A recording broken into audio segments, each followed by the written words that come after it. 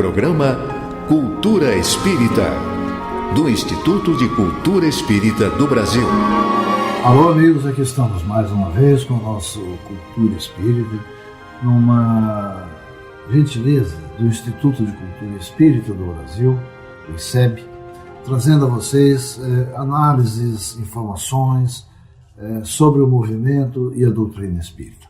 Como esse mês, ao longo de todo esse mês, aqui esteve conosco e aqui está o querido Geraldo Cardoso e também o nosso João Vaz, sempre presente, para as saudações iniciais. Geraldo, por favor. Meus amigos, mais uma vez juntos aqui pela onda da Rádio de Janeiro, e mais esse bloco aqui em razão de estarmos substituindo o nosso irmão César Reis. Bom, então o Joel, por favor, eu peço para que ele faça as suas informações, traga as suas notícias na sua agendinha do bem. Joel. Que a paz do Mestre Jesus possa estar conosco hoje e sempre nos nossos corações e nos nossos lares. No próximo dia 28 de junho será realizado o Congresso Espírita Nacional de São Marcos, na Guatemala.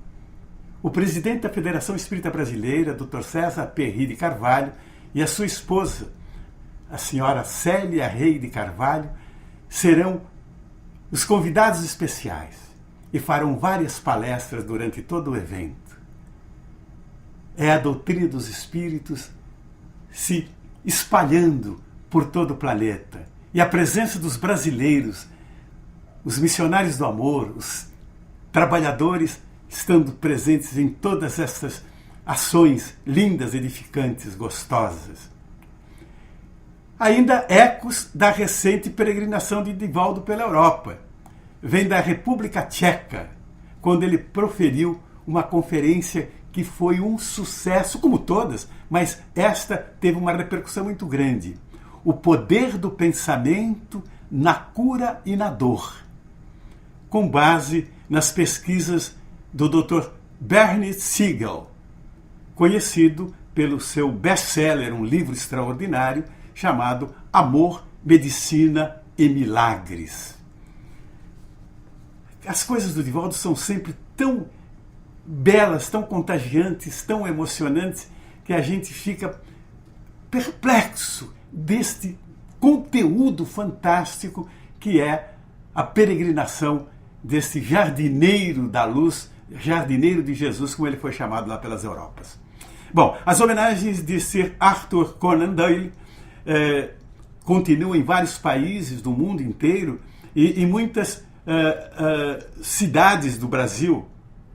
Conan Doyle foi um espírita extraordinário, um pesquisador cauteloso, mas à medida em que ele entrou no bojo do conhecimento doutrinário, transformou-se num grande pesquisador e num grande divulgador da doutrina. De tal forma que em Londres existe um instituto chamado Sir Arthur Conan Doyle Spiritist Society, onde está sendo realizado agora um seminário para a formação de palestrantes espíritas. Olha que lindo! Um seminário em Londres para a formação de palestrantes espíritas, com a participação de vários palestrantes brasileiros.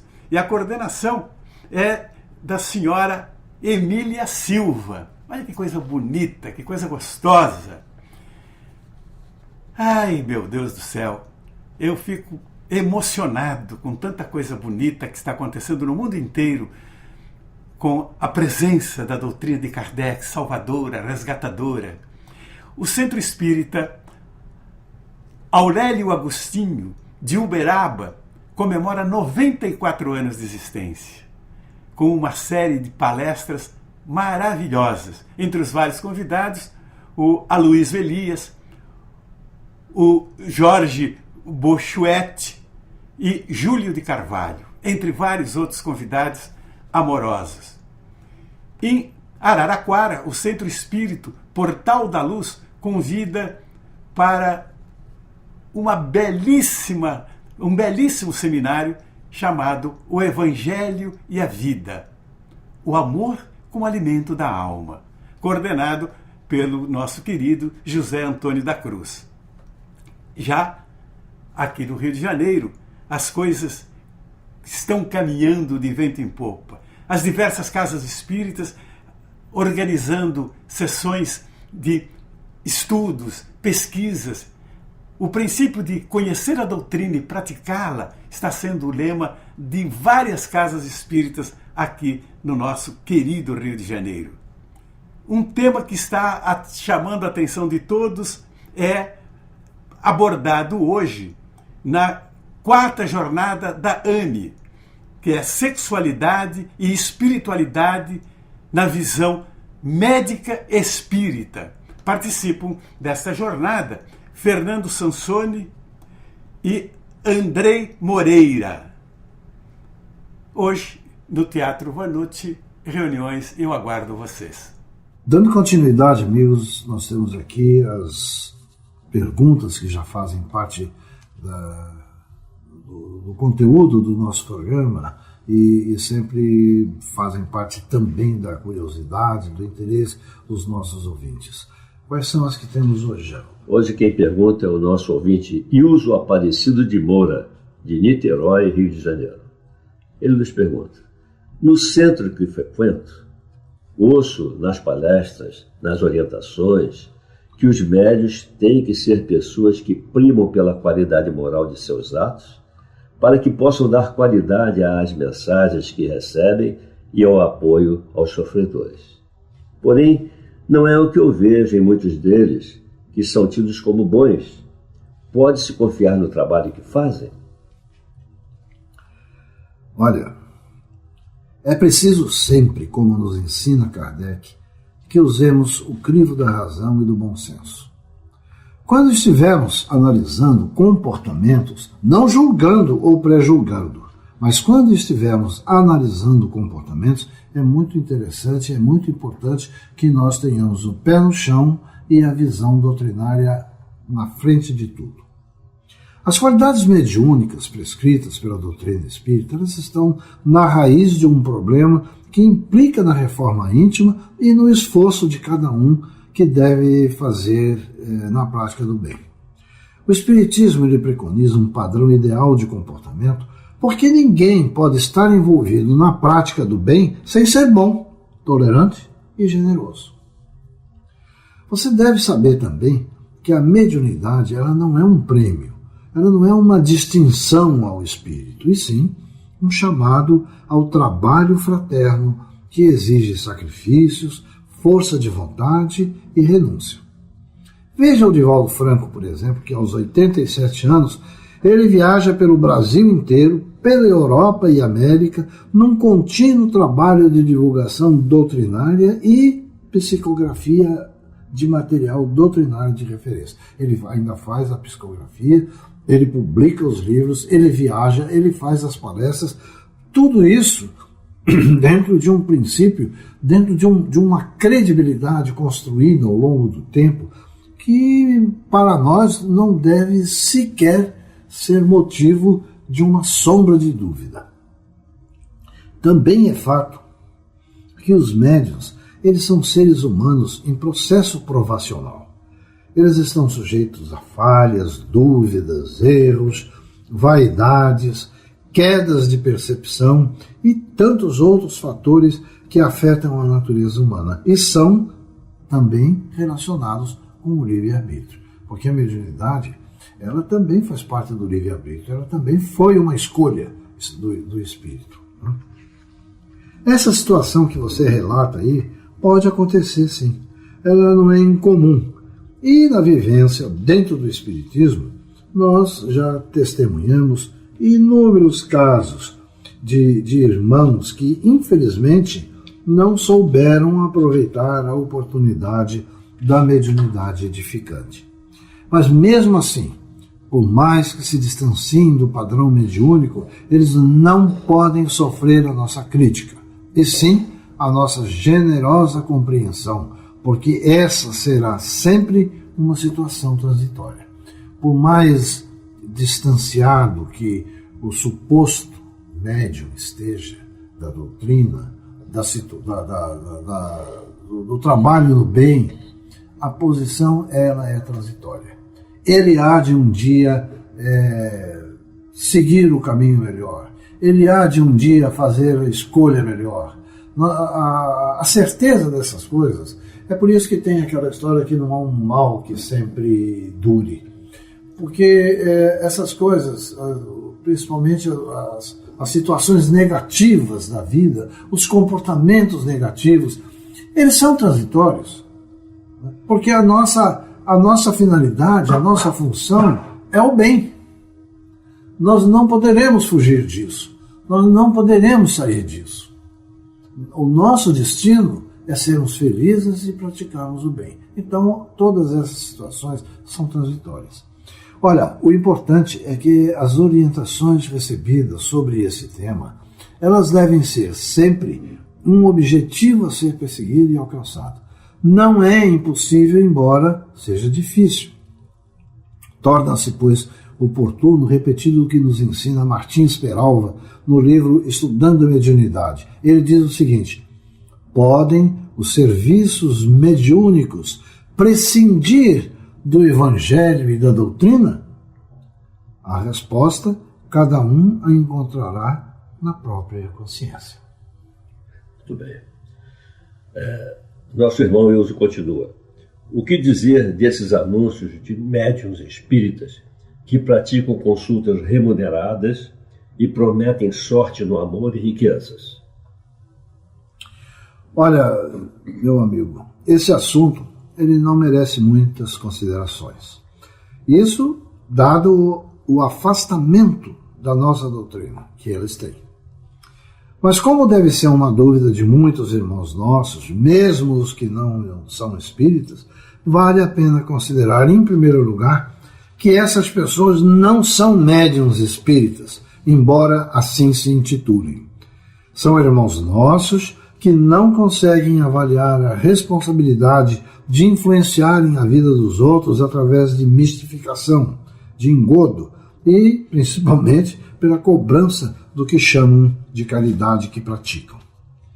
Uma postura básica da nossa doutrina é que não se pode cobrar por aquilo que de graça recebemos. Se alguém cobra por um serviço dito mediúnico, é porque nada recebeu e usa de um disfarce para enganar o próximo. Devem, portanto, todos eles merecer a nossa tolerância como seres humanos, mas não devemos dar guarida a essa prática. Eles não são médiuns e muito menos espíritas.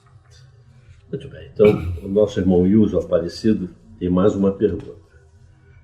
Durante anos, participei de trabalhos mediúnicos na casa espírita que frequentava em minha cidade. Mudei-me há 3 anos para Niterói e estou tendo dificuldade para dar continuidade ao meu trabalho fraterno. Os centros em que tenho ido alertam que preciso passar por um período de estudos mediúnicos e, depois disso, passar pela aprovação dos espíritos mentores da casa e, com isso, ignoram toda a minha experiência, tratando-me como um principiante. O que devo fazer? Meu amigo, essa questão que você está colocando, ela é muito comum nas casas espíritas. Em algumas situações eu já vi escritores do movimento espírita, em artigos ou em livros, colocarem essa mesma posição que você coloca. Então, de uma maneira geral, todos aqueles que já desenvolveram a sua mediunidade, que trabalham, etc., eles consideram como se fossem alunos que já foram aprovados para uma série superior e, portanto, não precisam voltar para os degraus inferiores. Só que na condição de trabalhadores do Pai, essas coisas não são bem assim. Olha, por favor, guarde as minhas palavras, que elas vão ser proferidas com muito respeito por você. Mas você está equivocado. Toda casa espírita tem suas regras, e uma delas é o cuidado com o trabalho mediúnico. Não fique tão preso à sua experiência. Ela não deixa de ser importante, mas a sintonia com os demais médiuns da casa ela é fundamental. E isso só acontece na convivência do período de adaptação. Também é preciso saber como o centro trabalha, saber qual é o seu potencial. Os dirigentes precisam saber qual é o seu perfil, até onde vão os seus conhecimentos doutrinários, a sua base de conhecimento sobre mediunidade, a sua capacidade de interagir com a equipe de médiuns, a sua disponibilidade para o serviço. Tudo isso precisa ser conhecido, precisa ser trabalhado. E se você pensar bem, você está chegando numa casa espírita. Então todos esses fatores precisam ser considerados. É uma nova casa, é uma nova etapa, é uma nova vivência, onde a sua experiência vai ser útil, mas não vai ser mandatória. Você está entendendo? Esses itens, eles são apenas alguns dos muitos que dizem respeito a ser aceito para o trabalho mediúnico em uma casa espírita. Eu não acredito que a sua experiência esteja sendo ignorada. Eu acho que ela está simplesmente sendo avaliada para que a pessoa certa, no tempo certo, possa estar incluída num trabalho de grande seriedade e responsabilidade como é o trabalho mediúnico. Vamos vestir a túnica da humildade e aguardar. Você ainda pode ter muitas alegrias em seu coração, ansioso que está por trabalhar. Mas veja bem, não basta apenas você querer. A mediunidade, eu já disse aqui em outras oportunidades, ela não é um prêmio, ela não é um galardão, ela não é uma condecoração que você recebe de Deus para que você possa então dizer, sou médium, e então dentro da sua majestade mediúnica sair exercendo o seu trabalho que não pode ser contestado, não pode ser colocado em dúvida, não pode ser avaliado. Quando você reage ao trabalho que a Casa Espírita quer ter que eles chamam de educação mediúnica, você está automaticamente, de uma certa forma, você está usando da sua vaidade, da sua rejeição a ser avaliado, porque afinal de contas você já é médium há 10 anos em outra casa. Então, na hora que você vestir a túnica da humildade, na hora que você perceber que você está entre amigos novos, que você está num ambiente novo, que você vai encontrar talvez a necessidade de uma certa adaptação para novos processos, isso é bom, isso é importante. Né? Nenhum de nós pode se dar ao luxo de dizer que sabe ou que pode tudo, ou que tem plena gerência dos seus atos e de suas possibilidades. Na medida em que você assumir a sua mediunidade, mas com humildade, né, com um espírito de colaboração, você vai ver que coisas maravilhosas poderão ainda surgir no seu caminho e você poderá então estar se preparando cada vez mais, não pelo fato de ser médium, mas pelo fato de ser um espírito em evolução. Não é, Geraldo? É verdade. Muito oportuno. Então, meus amigos, nós estamos aqui chegando ao fim do nosso programa. Quando eu digo nosso programa, estou falando do nosso bloco, perdão. Ainda temos outros na continuidade, temos outros companheiros que estarão se apresentando, mas agradecendo, como sempre, a audiência, o companheirismo e a presença de todos junto à onda amiga da Rádio Rio de Janeiro. Que Deus abençoe a todos. Instituto de Cultura Espírita do Brasil.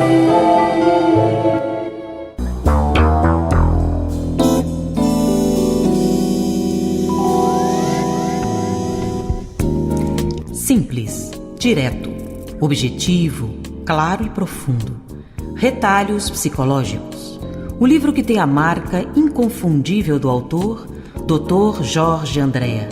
Médico, psiquiatra, grande pesquisador, reconhecido internacionalmente como um grande mestre do espiritismo contemporâneo. E agora ficou mais fácil. Por apenas R$20, você recebe em sua casa com toda a comodidade pelos telefones 021 2224 0736 ou 2224 1060. ou, se preferir, pelo e-mail portaliseb@gmail.com. Uma experiência valiosa. Peça já o seu.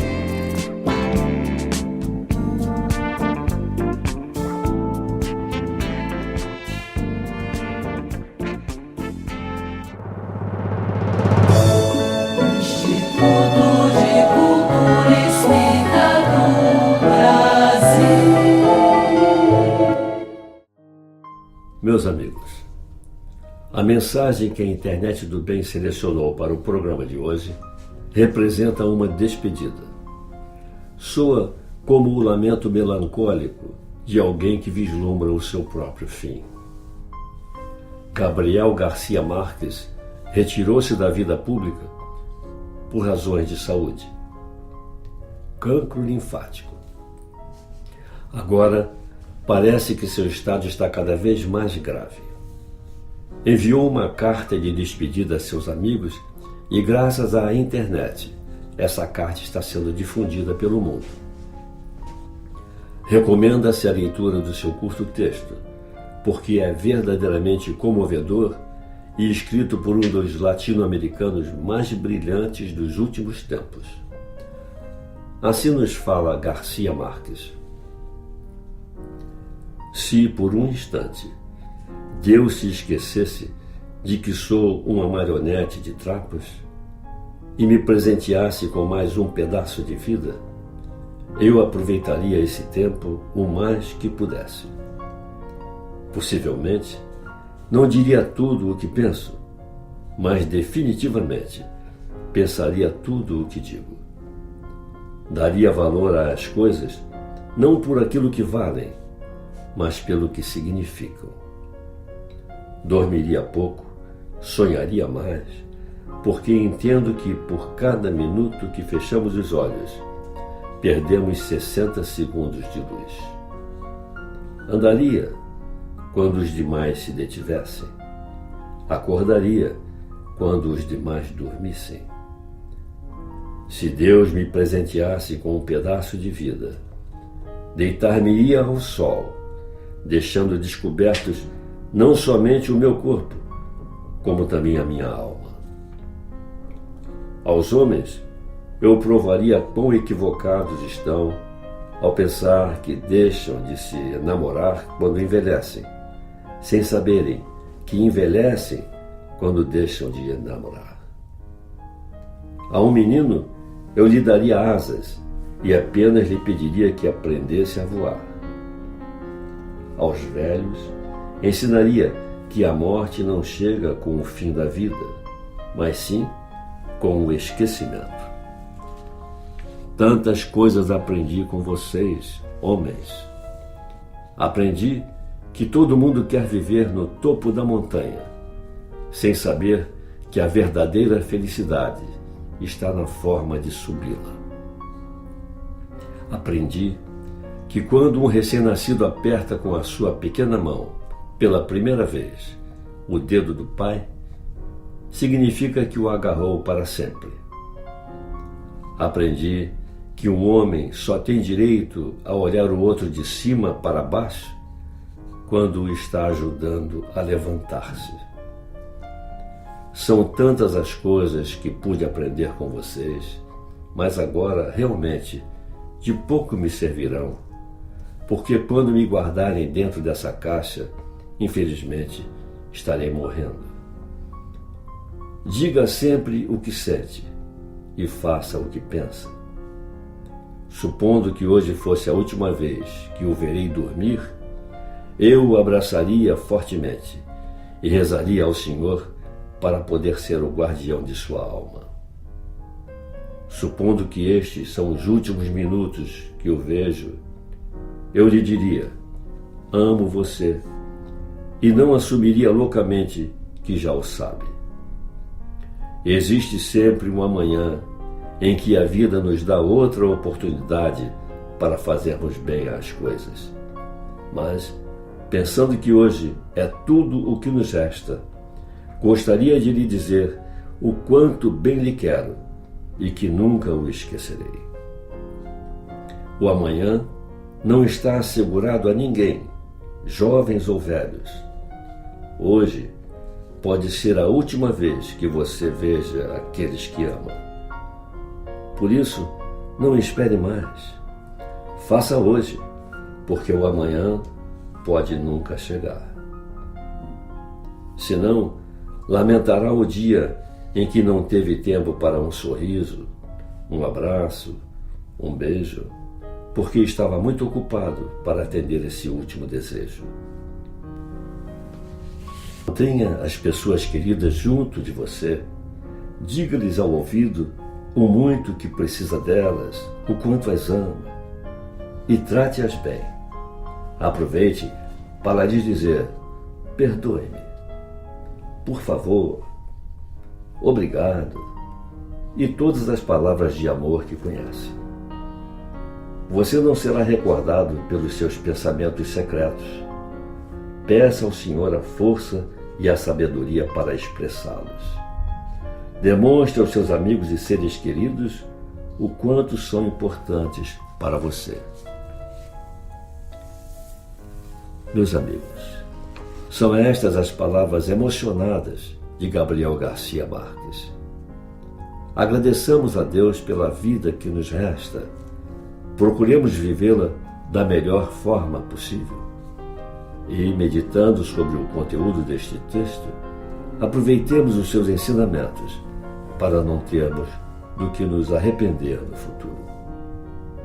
Aqui nos despedimos, desejando a todos que tenham uma semana de muita paz. Instituto de Cultura Espírita do Brasil. Noticiário do Instituto de Cultura Espírita do Brasil, Neandertal Alves. Lembra você que no próximo sábado não haverá atividade no nosso ICEB, por conta da movimentação em torno do Maracanã do jogo da Copa do Mundo. Não haverá, portanto, atividade no nosso ICEB no próximo sábado. Mas um destaque especialíssimo da nossa revista Cultura Espírita vai para o professor Newton de Barros no acervo do ICEB. Preste atenção que o pensamento do professor Newton de Barros é tão atual quanto nos dias que ele colocou o pensamento dele falando sobre noções gerais de lógica. Veja que interessante a correlação da lógica ensinada em toda a educação humana, desde o berço à universidade, da universidade para a vida, e a relação que ele faz com Allan Kardec. Brilhante! Por isso que estamos destacando para você, no noticiário do Instituto de Cultura Espírita, da nossa revista Cultura Espírita de junho, e o tema Noções Gerais de Lógica, do professor Newton de Barros. Isto faz parte do acervo do nosso ICEB. Vale conferir, do professor Newton de Barros, do acervo do ICEB, na nossa revista Cultura Espírita de junho, o tema Noções Gerais de Lógica. Lembra você que no próximo sábado não haverá atividade no nosso ICEB, por conta da movimentação em torno do Maracanã do jogo da Copa do Mundo. Muito obrigado e até o nosso próximo programa. Pela Rádio Rio de Janeiro, o Instituto de Cultura Espírita do Brasil apresentou Cultura Espírita.